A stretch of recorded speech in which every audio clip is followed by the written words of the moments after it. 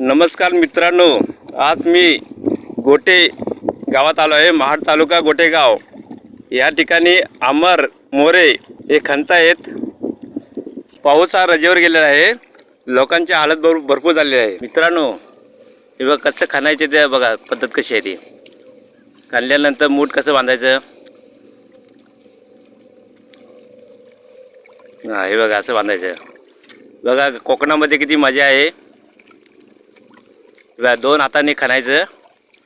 खाल्ल्यानंतर मूठ कसे बांधतात ते बघा. हे बघा, अमर मोरेची आई आहेत. हा, हे बघा कसा एवढा वय झाला तरी ते कामामध्ये कसे चलाकी आहेत बघा. दोन हाताने पटापट खचतायत. हे बघा,